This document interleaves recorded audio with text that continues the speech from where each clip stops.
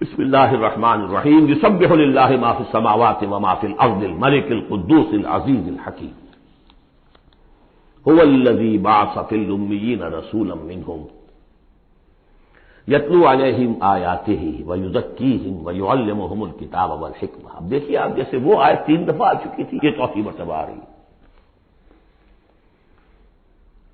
وہ بنیادی طریقہ کار کیا تھا؟ قرآن کی تلاوت۔ قرآن اس مقناطیس کے مانند تھا کہ جس کے اندر جس کی روح بیدار ہے اس کو کھینچ لے گا۔ یہ ہے آپ کا آلہ دعوت۔ اب آپ کے پاس وہ آ گئے جو سلیم الفطرت، کسی درجے میں سلام، جن کی زیادہ سلیم الفطرت اور زیادہ جو ہے وہ فوراً آ گئے۔ کچھ کو تھوڑا سا وقت لگا، پھر کچھ اور وقت لگا، کچھ اور وقت لگا، تو 12 برس میں مکے کی جو ہے وہ ہانڈی کے اندر پوری طرح بلو کر نکال دیا۔ اور جو نکالا پھر ان کی تربیت، ان کی تعلیم اسی کتاب سے، حکمت قرآن پر بیس کر رہا ہے سارا پروسیس۔ تربیت بھی قرآن سے، تزکیہ بھی قرآن سے، دعوت بھی قرآن سے، تذکیر بھی قرآن سے، تبشیر بھی قرآن سے، انذار بھی قرآن سے۔ تذکیر، انذار، تبشیر، اس سے دعوت ہو گئی، اور شفاء لما فی الصدور، دل کے اندر کی جو روگ ہے ان کا علاج۔ یہ دل کا روگ ہے کیا؟ دنیا کی محبت، اللہ خیر صلی اللہ، مال کی محبت، اولاد کی محبت، سب کیا ہے؟ ہاتھی کے پاؤں میں سب کے پاؤں دنیا کی محبت۔ یہ قرآن نکال دیتا ہے۔ هو الذی بعث فی الامیین رسولا منہم، وہی ہے جس نے بھیجا، اٹھایا امیین میں سے ایک رسول، انہی میں سے۔ یتلو علیہم آیاتہ، ان کو پڑھ کر سناتا ہے اللہ کی آیات۔ یہ وہ مقناطیس۔ وَيُعَلِّمُهُمُ الْكِتَابَ وَالْحِکْمَہ، ان کو تعلیم دے رہا ہے کتاب اور حکمت کی۔ وَيُزَکِّیہم وَيُعَلِّمُهُمُ الْکِتَابَ، وہ تزکیہ کر رہا ہے۔ تلاوت آیات کے ذریعے سے غلط نظریات ختم ہوئے، غلط نظریات ختم ہوئے۔ ان غلط نظریات پر جن ہمارے اعمال کی بنیاد تھی، ہر عمل کے پیچھے کوئی نظریہ ہے، کوئی ویلیو ہے جو آپ کے ذہن میں ہے، جس کے تحت آپ کوئی بھاگ دوڑ کر رہے ہیں، تو عمل کر رہے ہیں۔ وہ ویلیو غلط ہے تو عمل غلط ہوگا، ویلیو صحیح عمل صحیح ہوگا۔ قرآن نے ویلیو آپ کی صحیح کر دی، تو گویا کہ اب یہ برے اعمال، بری عادات، یہ جیسے پت جھڑ میں پتے جھڑ جاتے ہیں، خود ہی جھڑ جائیں گے، کیسے رہیں گے؟ اندر سے تو غذا ہی نہیں مل رہی، اندر تو جڑ ختم ہو گئی ان کی۔ یہ ہے تزکیہ۔ اور پھر تعلیم کتاب و حکمت، اب انہیں سکھاؤ، احکام دو، اور بڑی گہری بصیرت والی باتیں بھی سکھاؤ۔ وہ سب کے لیے نہیں ہے۔ اس کو وہ کہتے ہیں، جیسے کہ ہمارے ہاں عربی مدارس میں بھی اب ہے شعبہ تخصص۔ فارغ التحصیل تو تم ہو گئے، تخصص کرو۔ یہ اصل میں تعلیم حکمت جو ہے، یہ محمد رسول اللہ کی تعلیم کا اور تربیت کا شعبہ تخصص ہے۔ یہ سب کے بس کا روگ نہیں۔ وَمَن يُؤْتَ الْحِکْمَةَ فَقَدْ أُوتِیَ خَیْرًا کَثِیرًا یُؤْتِی الْحِکْمَةَ مَن یَشَاءُ وَمَن يُؤْتَ الْحِکْمَةَ فَقَدْ أُوتِیَ خَیْرًا کَثِیرًا۔ یہ اللہ تعالیٰ کسی کسی کو صلاحیت دیتا ہے۔ وَإِن كَانُوا مِن قَبْلُ لَفِي ضَلَالٍ مُبِینٍ، اور یقیناً اس سے پہلے تو وہ کھلی گمراہی میں تھے۔ وَآخَرِینَ مِنْهُمْ، اور محمد کو بھیجا ہے اللہ نے صرف امیین کے لیے نہیں، اوروں کے لیے بھی جو ہے تو انہی میں سے پوٹینشلی، لما یلحقوا بہم، ابھی ان میں شامل نہیں ہوئے۔ حضور سے ان کے بارے میں پوچھا گیا، حضور نے مجلس میں بیٹھے ہوئے تھے، سلمان فارسی ان کے کندھے پر ہاتھ رکھا، فرمایا حکمت اگر سریا پر بھی ہوگی تو اس کی قوم کا کوئی شخص اسے لے آئے گا۔ اور کم سے کم یہ کہ تمام جو حنفی مسلمان علماء وہ سمجھتے ہیں کہ اس حضور کی حدیث کا مصداق امام ابو حنیفہ ہے رحمۃ اللہ علیہ۔ بہرحال اس میں کوئی شک نہیں کہ ایرانی قوم جو ہے بحیثیت مجموعی بہت ذہین، فطین، فلاسفر ایک سے ایک بڑھ کر، متکلم سارے کے سارے ایرانی ہیں۔ یہ ساری چیزیں ان کے یہاں فلسفہ، منطق، دو چیزیں کی گھٹی میں 3 مراکز رہے ہیں دنیا میں فلسفہ اور منطق کے، ہندوستان، ایران، یونان، 3 ہے۔ نمبر 2 پہ جرمنی آ جائے گا، اس لیے کہ وہ بھی ایرینز ہیں۔ یہ ایرینز ہے، یہ حام کی نسل ہے میری تحقیق کے مطابق۔ اللہ تعالیٰ نے سام کی نسل کو چن لیا نبوت کے لیے، حام کی نسل کو چن لیا حکمت کے لیے۔ یہ میری رائے ہے، یہ صرف میرے اسٹریٹ تھاٹس ہیں، یہ کوئی یوں نہ سمجھیے۔ لیکن بہرحال میں اب آخری جو چیزیں بھی میرے پاس ہیں وہ بھی میں آپ کو اس دورہ ترجمہ قرآن میں دے رہا ہوں۔ وَآخَرِینَ مِنْهُمْ لَمَّا يَلْحَقُوا بِهِمْ، میرے نزدیک اس آیت کی صحیح تعبیر کیا ہے کہ ایک نیوکلیس، جیسے کہ اسٹرکچر آف ایٹم ہے، ایک نیوکلیس ہے، اس میں پروٹونز ہوتے ہیں، اور بھی بڑی بلائیں ہوتی ہیں، اب تو ایک سے ایک نکلی آ رہی ہیں، جب ہم نے فزکس پڑھی تھی تب یہ تھا کہ ایک نیوکلیس ہے، اس میں پروٹونز ہیں، پازیٹو چارج ہے، اور پھر یہ ادھر جو ہے الیکٹرانز چل رہے ہیں دائرے میں، بڑا ایٹم جو ہے وہ بہت سے دائروں میں. تو نیوکلیس اس امت کا امیین بنو اسماعیل اور ان کے تابع اہل عرب مشرکین، یہ نیوکلیس. پھر سب سے پہلے ایرانی آ گئے، پہلا جو ہے الیکٹران ایرانیوں کا ہے. پھر رومی آ گئے، کچھ آ گئے، ادھر سے کچھ قبطی آ گئے ایجپشنز، ادھر سے آگے آپ بڑھے تو ہندی آ گئے، سندھی آ گئے، پہلے سندھی آئے پھر ہندی آئے. یہ سب ہیں اب مختلف دائرے، یہ بڑھتا جا رہا ہے. لیکن نیوکلیس امیین اور باقی سب آخرین.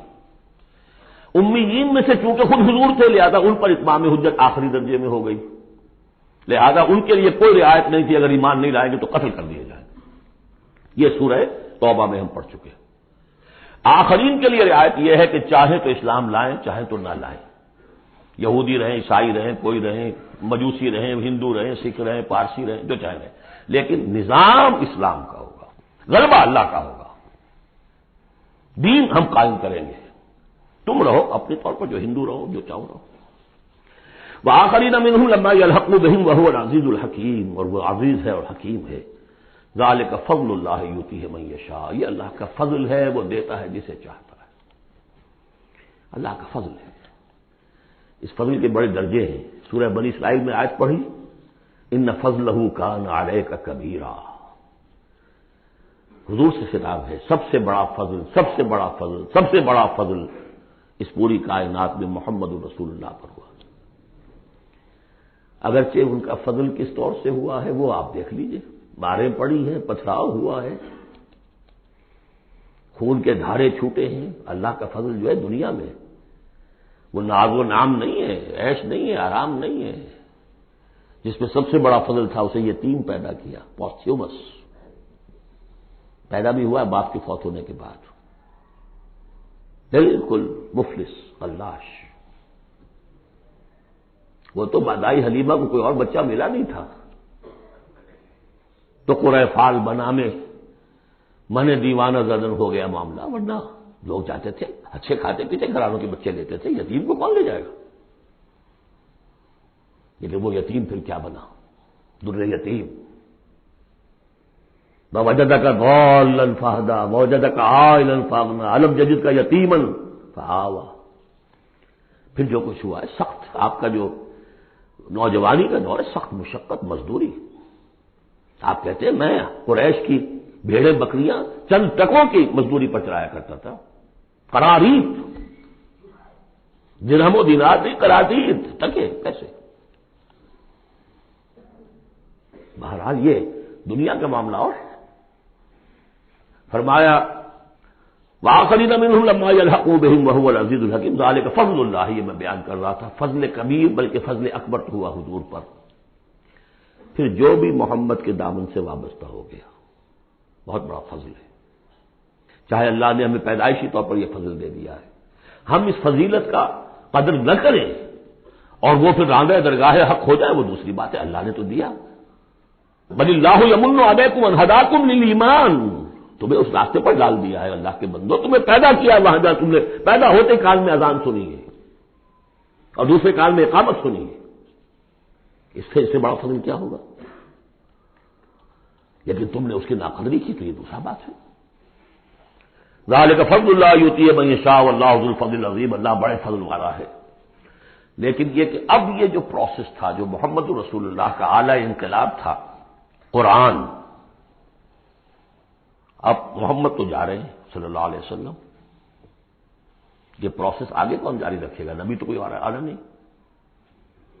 لہذا حضور نے کہا خطبہ حجۃ الوداع میں، قد ترکت فیکم ما ان تمسکتم بہ او اعتصمتم بہ لن تضلوا ابدا کتاب اللہ.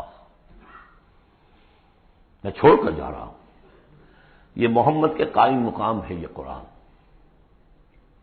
یہ عصائے موسیٰ سے 100 گنا بڑا معجزہ ہے. عصائے موسیٰ صرف موسیٰ کے ہاتھ میں تھا تو معجزہ تھا، بعد میں تو وہ لٹھیا کی لٹھیا ہے. اور کیا ہے؟ پڑا ہوگا کسی ٹرنک کے اندر، شاید ہو اب بھی، جیسے کہ کہتے ہیں یہودی ہے لاٹھی ہے. اب وہ سانپ تو نہیں بنے گا کسی کے لیے. یہ معجزہ ہے جو ہر ایک کے ہاتھ میں آ سکتا ہے، بشرطے کہ اس کا حق پہچانے، اس کا حق ادا کرے، اس کی قدر و قیمت کو جانے۔ افبہذا الحدیث انتم مدہنون وتجعلون رزقکم انکم تکذبون، اس کے ساتھ تمہارا یہ معاملہ ہے، یہ مداہنت ہے۔ دنیا بھر کی زبانیں سیکھ لو، دنیا بھر کے علوم سیکھ لو، اتنی عربی نہیں کہ قرآن مجید کو براہ راست سمجھ سکو۔ اور اگر یہ قرآن تمہیں پوزیس کر لے گا تو خدا کی قسم کھا کر کہتا ہوں کہ کسی اور کام میں دل نہیں لگے گا آپ کا۔ یہ کیا کام ہے؟ گس گس گس گس گس کر کے تنخواہ ہو گئی 30,000 40,000 50,000 تنخواہ لے کے آ گئے، بس یہی ہے۔ Were you created for that? Ibrahim bin Adham کا آپ نے سنا ہوگا نام، بادشاہ تھے کسی علاقے کے، شکار پر گئے ہوئے تھے تو وہاں کہیں آواز انہیں سنائی دی، کسی فرشتے کی تھی یا یہ کہ خود ان کے اپنے دل کی آواز تھی، یا ابراہیم لہذا خلقت ام لہذا امرت، اے ابراہیم سوچو کیا اس کام کے لیے تمہیں پیدا کیا گیا تھا؟ کیا تم اس کام کے لیے پیدا کیے گئے تھے اور تمہیں اس کام کا حکم ہوا تھا شکار کرو جا کر؟ بس وہیں سے کایا پلٹ ہوئی۔ تو سوچنے کی بات ہے۔ اب ترتیب بتا رہا تھا اصل میں، ورنہ بات لمبی ہو جائے گی، کہ اب یہ قرآن کے بارے میں تمہارا طرز عمل کیا ہوگا۔ تصویر دکھائی جا رہی ہے پھر سابقہ امت کی، انہیں بھی ہم نے دی تھی کتاب تورات۔ مثل الذین حملوا التوراۃ ثم لم يحملوها كمثل الحمار يحمل اسفارا، مثال ان لوگوں کی جو حامل تورات بنائے گئے پھر وہ اس کے حامل ثابت نہ ہوئے۔ اور حمل میں خاص ایک بات ہے، حمال کسے کہتے ہیں؟ بوجھ اٹھا کر ایک جگہ سے دوسری جگہ لے کر جانا، حمال اسے کہتے ہیں۔ اسر اور حمل میں میں نے فرق بتایا تھا آپ کو سورہ بقرہ جب پڑھ رہے تھے آخری کا، کہ اسر وہ بوجھ ہے جس کے نیچے انسان دب کر رہ جائے، چل نہ سکے، اسر ہے، اور حمل وہ ہے جس کو لے کر چل سکے۔ اب عورت کا بھی حمل ہوتا ہے، وہ لے کر چلتی ہے۔ بہرحال جب ایڈوانس پریگننسی ہوتی ہے دکھ تو ہے، تکلیف ہے، واہن علی واہن تو ہے، چل سکتی ہے، اسی طرح حمال ہے، وہ لے کے جا رہا ہے۔ تو حمل التوراۃ، یہ اللہ تعالیٰ جس کو کتاب دیتا ہے حامل بناتا ہے، اس کے ذمے سے پہنچاؤ۔ لتبیننہ، تمہارا فرض ہے اسے واضح کرو، اسے عام کرو۔ یا اہل القرآن، حضور نے فرمایا ہے قرآن والوں لا تتوسطوا القرآن، قرآن کو تکیہ نہ بنا لینا، ایک ذہنی سہارا۔ ہمارے پاس اللہ کی کتاب ہے، 40 من سونا ہم نے لگا دیا ہے اس قرآن کو تاروں سے لکھنے پر، معلوم ہے آپ کو؟ رکھا ہوا ہے ہمارے ہاں، ایوبی دور کی یادگار۔ لاہور میں جو اسمبلی چیمبر کے باہر جو ہے، چاہیے دیکھ لیجیے، میں نے تو آج تک نہیں دیکھا، مجھے تو یہ قرآن بہت اچھا لگتا ہے اپنا۔ جامع جم سے یہ میرا جامع صفات اچھا ہے، بشرطے کہ اس قرآن کے ساتھ آپ کا تعلق ہو ذہنی اور قلبی اور روحانی۔ بہرحال قرآن مجید کے حامل بنائے گئے تھے اس لیے کہ غوروں تک پہنچاؤ۔ ثم لم يحملوها، انہوں نے نہیں اٹھایا، کمثل الحمار، ان گدھوں کے مانند ہیں، يحمل اسفارا، جو کتابوں کا بوجھ پھر اٹھائے پھر رہا۔ مکالمات فلاطون بھی لکھ دیجئے آپ، انسائکلوپیڈیا برٹانیکا پورا رکھ دے، گدھے کو کیا فائدہ اس سے؟ مثل القوم الذین کذبوا بآیات اللہ، مثال اس قوم کی جس نے اللہ کی آیات کو جھٹلایا، بے شک بہت بری ہے۔ اب یہ جھٹلانا میں پہلے واضح کر چکا ہوں سورہ واقعہ پڑھتے ہوئے، یہ جھٹلانا ہے، یہ ہمارا قرآن کو جھٹلا رہے ہیں ہم اپنے عمل سے۔ ایک شخص آپ سے پوچھے گا آپ قرآن کو اللہ کا کتاب مان لیا؟ میں مانتا ہوں۔ آپ نے کبھی پڑھا اس کو؟ آپ 7 سمندر کا سفر پار کر کے یہاں MBA کرنے تشریف لے آئے ہیں امریکہ میں، MBA معلوم ہوتا ہے کہ کوئی پتہ نہیں کوئی جنت کی کوئی سیٹ ہے کیا ہے، قرآن آپ نے نہیں پڑھا تو کیسا ایمان ہے آپ کا قرآن پر؟ کیا جواب دیں؟ تکذیب کر رہے ہیں اپنے عمل سے۔ بئس مثل القوم الذین کذبوا بآیات اللہ واللہ لا یہدی القوم الظالمین، اللہ ایسے ظالموں کو زبردستی تو ہدایت نہیں دیتا۔ اللہ کی ہدایت ایسی گھٹیا شے تو نہیں ہے، اتنی حقیر شے تو نہیں ہے۔ اب دیکھیے 4 آیتیں، یہ یہاں پر بھی 4 4 جمع 3 کی تقسیم ہے، 4 آیتیں پوری ہو گئی تھی، حضور کی بعثت 2 میں ہے، امیین نیوکلیس ہے، آخرین سب الیکٹرانز ہیں اس کے چاروں طرف. یہ ملٹی نیشنل امت ہے. ملٹی نیشنل فرم تو آپ کو معلوم ہے, ملٹی نیشنل. جبکہ سابق جو امت تھی بنی اسرائیل وہ یونی ریشیل, ایک نسل کی.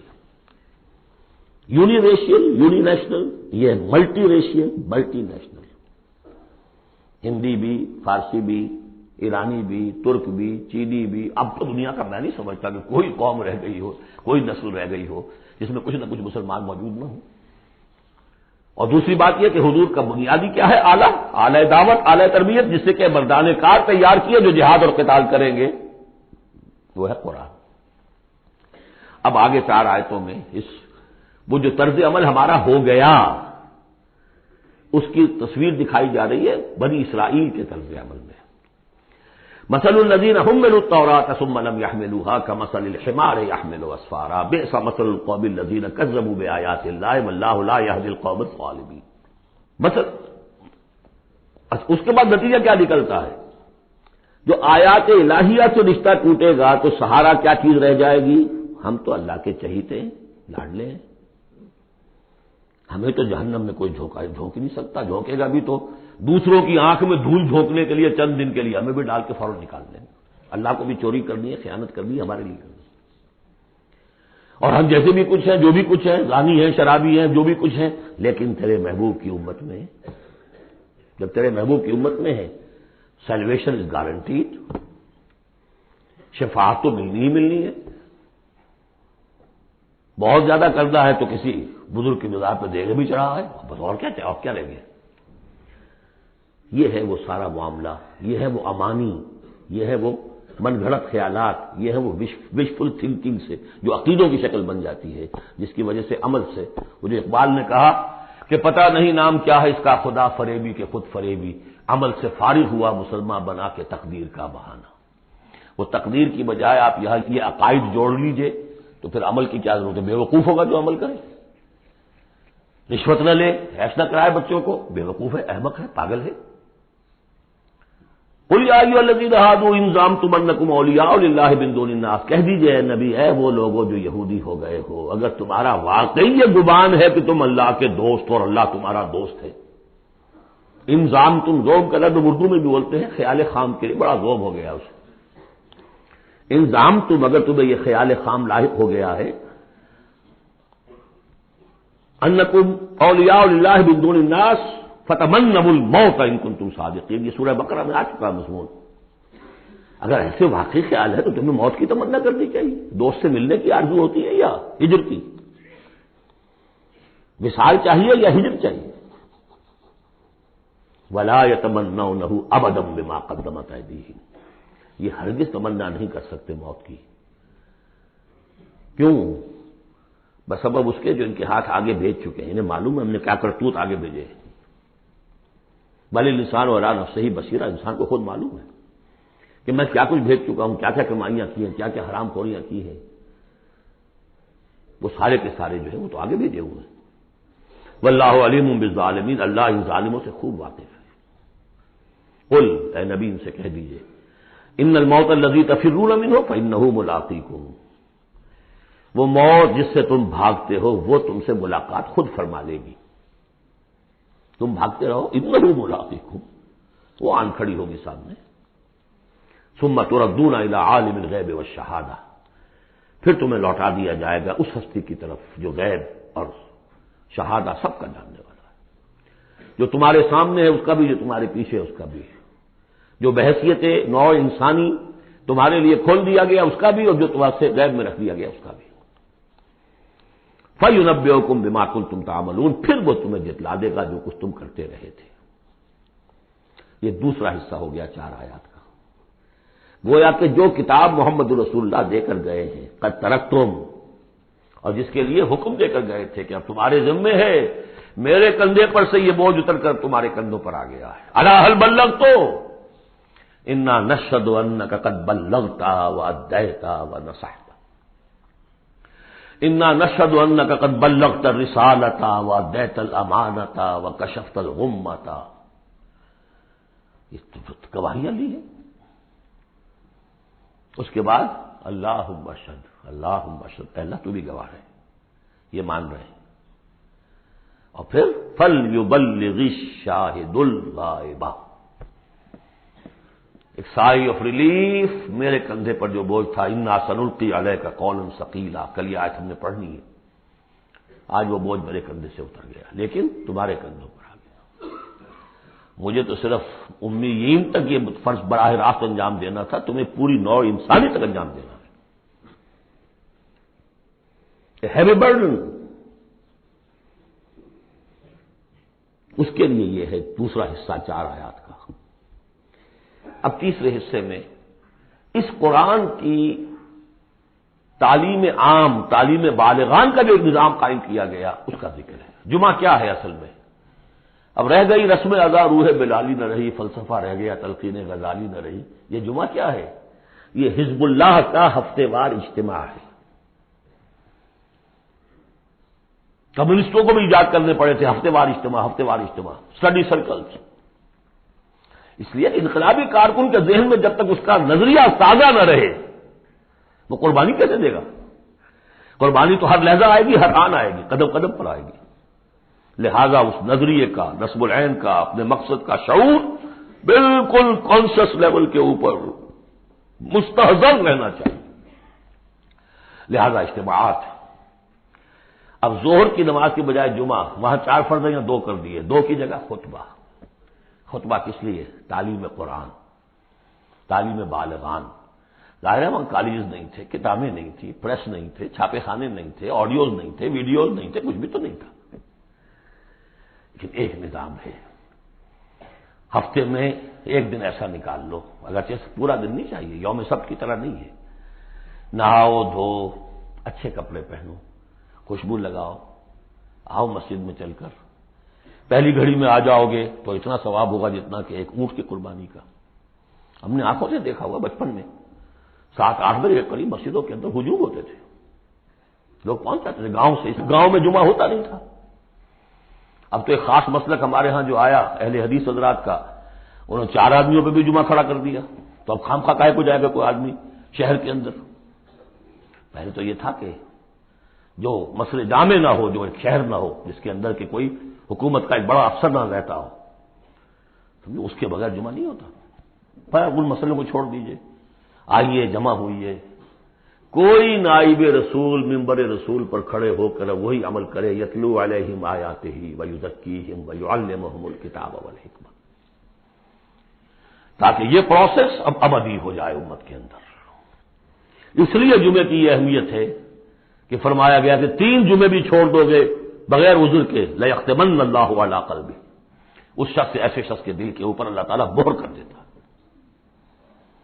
لیکن بات یہی ہے کہ وہ ساری حکمت ختم، وہ مقصد ختم، نہ وہ مقصد ہے، رہ گئی رسم ادا، روح بلالی نہ رہی، اور فلسفہ رہ گیا، تلقین غزالی نہ رہی۔ جمعہ ہے پھر بھی کھنڈر بتا رہے ہیں عمارت عظیم تھی، اب بھی جو اہتمام ہوتا ہے جمعے کے لیے کھنڈر ہی صحیح، لیکن بتا رہے ہیں کہ یہ کتنی بڑی عظیم عمارت تھی۔ بس اب ترجمہ کر لیجئے، وقت بہت کم ہے، جو اس کا ربط ہے وہ میں نے بیان کر دیا۔ یا ایھا الذین آمنوا اذا نودی للصلاۃ من یوم الجمعۃ فاسعوا الی ذکر اللہ وذروا البیع، اے ایمان والو جب تمہیں پکارا جائے نماز کے لیے جمعے کے دن، یعنی جمعے کی نماز کے لیے، تو لپکو اور دوڑو ہر طرح کے کاروبار کو چھوڑ کر اللہ کے ذکر کی طرف، اور چھوڑ دو کاروبار۔